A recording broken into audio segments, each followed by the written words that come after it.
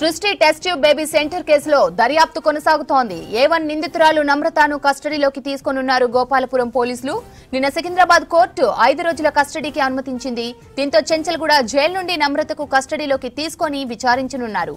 ఇప్పటి వరకు ఎంతమందికి సరోగసి ద్వారా బిడ్డలను అందించారు, ఎంతమంది పిల్లలను మార్చారు, ఎంత సంపాదించారనే ప్రశ్నలు అడగనున్నట్లు తెలుస్తోంది. 5 రోజుల పాటు విచారించి పలు కీలక విషయాలను రాబట్టనున్నారు పోలీసులు. మరింత సమాచారం అనిల్ అందిస్తారు. అనిల్, చెప్పండి, సృష్టి కేసులో అప్డేట్స్ ఏంటి? సృష్టి ఫర్టిలిటీ సెంటర్ కేసు వ్యవహారంలో A1 గా ఉన్న నమ్రత, డాక్టర్ నమ్రతను అయితే ఈరోజు పోలీసులు అయితే కస్టడీకి తీసుకుని ఉన్నారు. అంటే వారం రోజుల పాటు కస్టడీకి ఇవ్వాలని చెప్పేసి పోలీసులు పిటిషన్ సికింద్రాబాద్ కోర్టులో వేయగా 5 రోజుల పాటు కస్టడీకి సంబంధించి అనుమతిస్తూ కూడా సికింద్రాబాద్ కోర్టు అయితే తీర్పునివ్వడం జరిగింది. అయితే ఈరోజు మరికొద్ది గంటల్లో నమ్రతను అయితే గోపాలపురం పోలీసులు అయితే అదుపులోకి తీసుకుని ఉన్నారు. ఆమెని విచారిస్తే మరిన్ని విషయాలు వెలుగులోకి వచ్చే అవకాశం ఉంటుంది. ఈ సరోగసి వ్యవహారానికి సంబంధించి ముఖ్యంగా ఆమెకి ఇప్పటికే సంబంధించి ఆమె దగ్గర నుంచి మరిన్ని విషయాలు, కీలక విషయాలు అయితే ఇప్పటికే తెలుసుకున్న విషయం అయితే తెలుస్తుంది. మొత్తం 10 మందికి సంబంధించి వీరి మీద కేసు నమోదు చేయగా A1 గా ఉన్న నమ్రతకు సంబంధించి ఈమె కీలక పాత్ర పోషించింది కాబట్టి, ఈమె నిర్వాహకురాలుగా ఉన్నారు కాబట్టి ఈమెను విచారిస్తే మరిన్ని విషయాలు వెలుగులోకి వస్తాయని చెప్పేసి కూడా ఆ పోలీసులు సమాచారాన్ని సేకరించే పనులు అయితే ప్రజెంట్ పడ్డారని చెప్పాలి. ఇందులో భాగంగానే ఈరోజు చెంచల్గూడ జైలు నుంచి, మహిళా జైలు నుంచి అయితే ఆమెని కస్టడీలోకి తీసుకునే పరిస్థితి మనకు కనిపిస్తుంది. మొత్తం 5 రోజుల పాటు ఏమని విచారించనున్నారు. సో ఈ రోజు మొదటి రోజు ఆమెను విచారించే అవకాశం అయితే కనిపిస్తుంది. ముఖ్యంగా ఈ సరోగసి వ్యవహారంలో, అంటే ఈ సృష్టి టెస్ట్ ట్యూబ్ సెంటర్ సంబంధించి ఇటు హైదరాబాద్, విశాఖపట్నం, విజయవాడ, అదేవిధంగా కోల్కతా ప్రాంతాలలో ఈమె మొత్తం కూడా సరోగసి పేరుతోటి చాలా వరకు కూడా అక్రమంగా మోసాలకి పాల్పడ్డారని చెప్పేసి, దంపతులకు సంబంధించి IVF కాకుండా సరోగసి చేపిస్తామని చెప్పేసి మోసం చేసి ఇతర దంపతులకు సంబంధించిన బిడ్డలని వీరికి అప్పగించడం, ఆ మోసంలో భాగంగా భారీ ఎత్తున వీళ్ళు అక్రమాలకి పాల్పడ్డారని చెప్పేసి, భారీ మొత్తంలో డబ్బును కూడా కూడపెట్టారని చెప్పేసి కూడా దీనికి సంబంధించి అధికారులు గుర్తించడంతో ఇప్పుడు ఈ నమ్రతకు సంబంధించి A1 గా ఉన్న నమ్రతని విచారిస్తే మరిన్ని విషయాలు వెలుగులోకి వస్తాయని చెప్పేసి కూడా అధికారులు అయితే దీనికి సంబంధించి అయితే ప్రజెంట్ ఇన్వెస్టిగేషన్ చేస్తున్న పరిస్థితి మనకు కనిపిస్తుంది. అయితే గోపాలపురం పోలీసులకు సంబంధించి రిమాండ్ రిపోర్ట్లో మరిన్ని కీలక విషయాలు అయితే రిమాండ్ రిపోర్ట్లో పొందుపరచడం జరిగింది. నమ్రతకు సంబంధించి ఈమె విశాఖపట్నాన్ని బేస్ చేసుకొని మరిన్ని అంటే అక్రమాలు జరిపారని చెప్పేసి, ముఖ్యంగా హైదరాబాద్లో కనుక ఒకవేళ సరోగసికి సంబంధించి ఎవరైనా వస్తే సరోగసికి సంబంధించి IVF, అంటే సరోగసికి ముందు IVF చేయాలని ఒక ఆలోచనతోటి దంపతులు వస్తే మాత్రం IVF తోటి అయ్యే అవకాశాలు తక్కువగా ఉన్నాయి, మీకు సరోగసి చేస్తే మంచిదని చెప్పేసి, సరోగసి ద్వారా మీకు బిడ్డని పుట్టించే అవకాశాలు చాలా ఎక్కువగా ఉన్నాయని చెప్పేసి చెప్పడంతో వాళ్ళని మభ్యపెట్టడం, వారికి సంబంధించి మొత్తం కూడా వాళ్ళని ఇన్ఫ్లుయెన్స్ చేసి ఆ తర్వాత ఒకవేళ ఇక్కడ కుదరకపోతే విశాఖపట్నంకి తీసుకురావడం, విశాఖపట్నానికి మెయిన్ సెంటర్ కావడంతో అక్కడ అత్యాధునిక టెక్నాలజీ ఉందని చెప్పేసి అక్కడ మీకు ఖచ్చితంగా బిడ్డను పుట్టించే పనులకు సంబంధించి ఖచ్చితంగా మీకు బిడ్డ పుడుతుందని చెప్పేసి, సంతానానికి సంబంధించి పిల్లలు పుట్టే అవకాశం ఉంటుందని చెప్పేసి కూడా వాళ్ళని మభ్యపెట్టి దాదాపు అంటే మొదటిలో ఇంత మొత్తంలో అవుతుందని చెప్పడం, ఆ తర్వాత ఎప్పుడైతే ఈ సరోగసికి సంబంధించి వ్యవహారం అంతా నడుస్తుంటుందో ఆ వ్యవహారంలో భాగంగా ఈ మొత్తం సంబంధించి అంటే భార్య నుంచి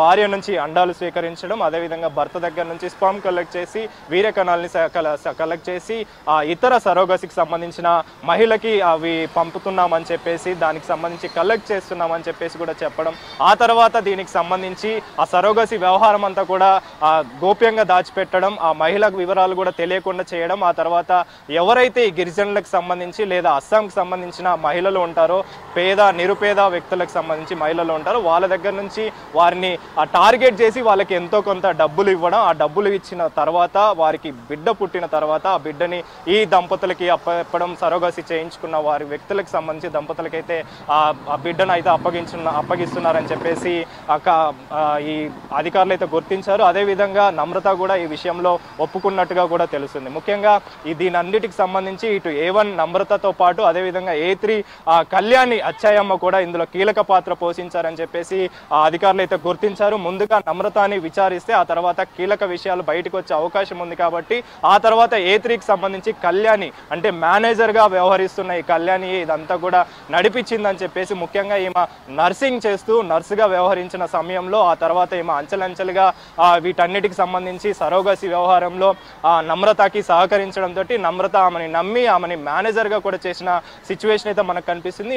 అందులో భాగంగానే ఆమెనే ఈ హైదరాబాద్కి సంబంధించి కావచ్చు, విశాఖపట్నానికి, విజయవాడకి సంబంధించి ముఖ్యంగా ఈ దంపతులు ఎవరైతే సరోగసి కోసం వస్తున్నారో అంటే ముందుగా IVF కోసం రావడం, ఆ తర్వాత IVF నుంచి సరోగస్కి మళ్లింపు చేయడం, సరోగసి పేరుతోటి వాళ్ళని మోసం చేయడం అనేది చాలా వరకు కూడా బయటకు వస్తున్న సందర్భంలో అదే విధంగా ఈ అధికారులు కూడా ఇప్పటికే ఈ కళ్యాణికి సంబంధించి కావచ్చు, అదే విధంగా నమ్రతకు సంబంధించి కావచ్చు, వీళ్ళంతా వివరాలు కూడా సేకరించారు.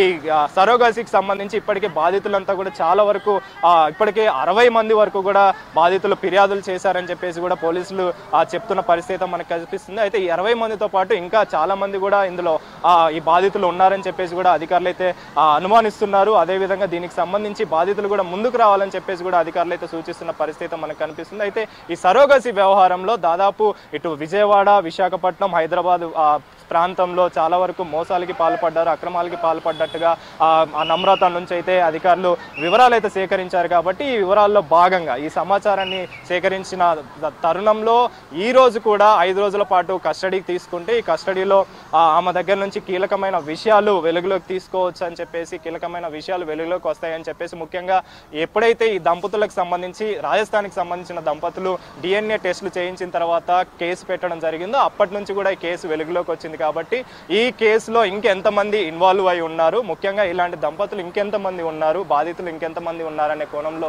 ప్రెజెంట్ అయితే ఆ ఇన్వెస్టిగేషన్ అయితే చేస్తున్నారు. కాబట్టి మరికొద్ది గంటల్లో నమ్రతను అయితే కస్టడీకి తీసుకొని ఉన్నారు. ఈ కస్టడీలో భాగంగా ఈ సరోగసి వ్యవహారంలో ఎంతమంది ఇన్వాల్వ్ అయ్యారు, అసలు ఈ సరోగసిలో ఎంతమంది బాధితులకి మీరు బిడ్డల్ని అప్పగించారు, అదేవిధంగా బిడ్డల్ని ఎక్కడి నుంచి సేకరించి వీళ్ళకి అప్పగించడం జరిగిందనే కోణంలో ప్రెజెంట్ అయితే విచారణ చేసే అవకాశం ఉంది. కాబట్టి అయితే ఈ విచారణలో భాగంగా ఎప్పుడైతే ఈ దంపతులు కేసు పెట్టడానికి ప్రయత్నించారో అదే సమయంలో A2గా ఉన్నటువంటి ఈయన కొడుకు ఎవరైతే జయంత్ కృష్ణ ఉన్నారో ఈ జయంత్ కృష్ణని బేస్ చేసుకొని, జయంత్ కృష్ణ లాయర్గా ఉన్నాడు కాబట్టి ఆయన్ని బేస్ చేసుకొని వీళ్ళంతా కూడా అంటే నమ్రత ఎక్కువగా బెదిరింపులకి పాల్పడేదని చెప్పేసి కూడా ఈ కేసులో భాగంగా ఆరోపణలు ఉన్నాయి. కాబట్టి వీటన్నిటిని కూడా దృష్టిలో పెట్టుకొని అధికారులు అయితే విచారణ చేయనున్నారు. అదేవిధంగా ఈ సరోగసి వ్యవహారంలో ANM టీచర్లు కూడా ఇందులో ఇన్వాల్వ్ అయ్యారు. ముఖ్యంగా గిరిజన ప్రాంతాలని బేస్ చేసుకొని ANM టీచర్లు అందరూ కూడా ఎవరైతే ANM టీచర్లకు సంబంధించి ఈ గర్భిణీ స్త్రీల లిస్ట్ అంతా కూడా వాళ్ళ దగ్గర ఉంటుంది కాబట్టి ఆ గర్భిణీ స్త్రీల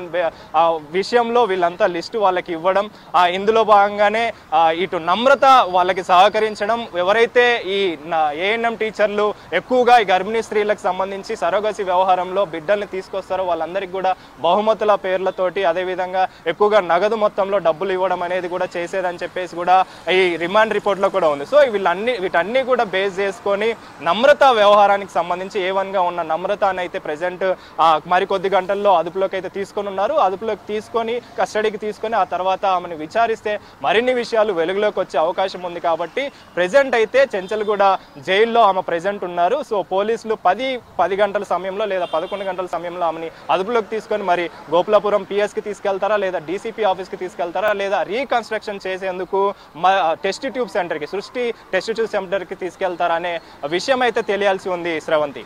రైట్ అనిల్.